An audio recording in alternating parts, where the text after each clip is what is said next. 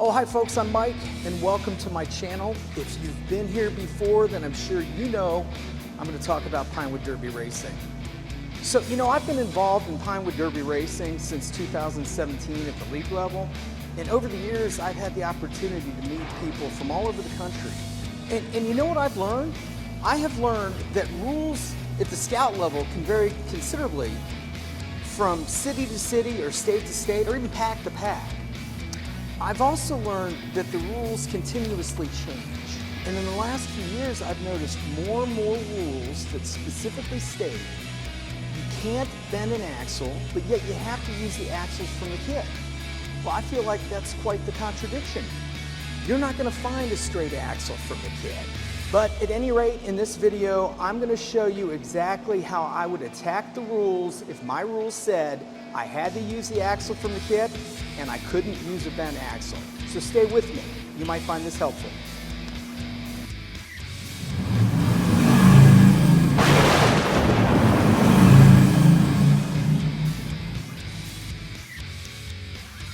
Okay, so I'm going to show you the difference between a stock axle and an aftermarket axle. This is an aftermarket axle. And you can see how freely it spins on my workbench. Now let's take it over to the lathe and I'll show you how it spins on the lathe. So here's how it spins on the lathe.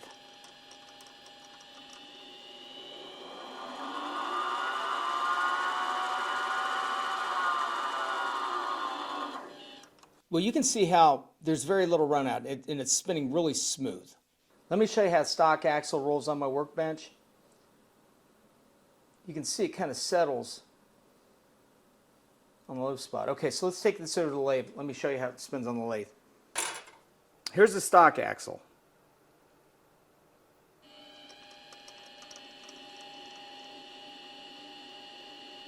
I mean, you can see the bend.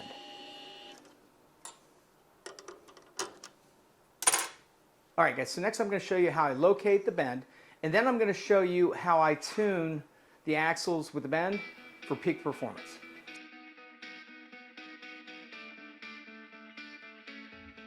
Okay, so now I'm going to sort my axles. Now I understand that I probably have more axles than the average viewer. I buy a lot of wheels and each set of wheels comes with 4 axles. But for the purpose of this video, I have no interest in sorting through hundreds and hundreds of axles. So I'm going to start with like 12. Now, of the 12 axles that I'm starting with, my goal is to select 3. I'm going to pick 2 that have the least amount of bend, and I'm going to use those in my rear wheels. And then I'm going to pick the axle with the most bend, and I promise this will make more sense later, to be used on my dominant front wheel, assuming the 4th wheel is going to be raised. So here's how I do it. I'm going to chuck the axle up in the lathe. I'm going to slowly move my tooling in close to the axle and slowly, by hand, turn the axle. I'll continue to move my tooling in and continue to twist the axle. And I promise you, pretty soon you will be able to see the high point.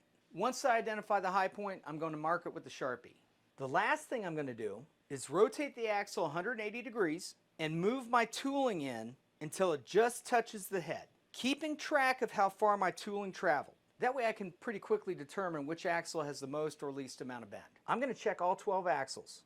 And I'm going to put aside the 2 best for my rear wheels and the worst one for my front wheel. So if you don't have a lathe, and I know most of you don't, I'd imagine you could create a system pretty similar to what I'm doing using a drill press.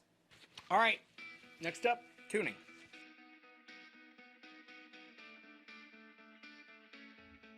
Okay, now before we go to the tuning board, I'd like to show you this graphic. Some people have told me that they don't really understand exactly what I'm doing with the rear axles on the tuning board. So hopefully this graphic can put things into perspective. Now you can see here that if the bend of the axle isn't pointed straight up and down, you'll be creating either toe in or toe out. And in this case, I've got the axle pointed to the back of the car, so I'm creating toe out.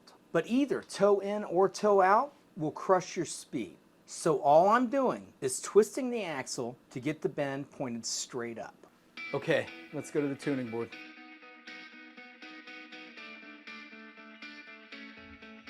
Okay, so we finally made it to the tuning board. Now, you might ask why. If we've already marked the bend and rotated the bend to 12 o'clock, why do we need to tune? Well, because now we can micro tune. The truth is, if you don't have a perfect drill, you'll find that by twisting the rear axle just a little bit, you'll probably find a little speed. So here's what I do.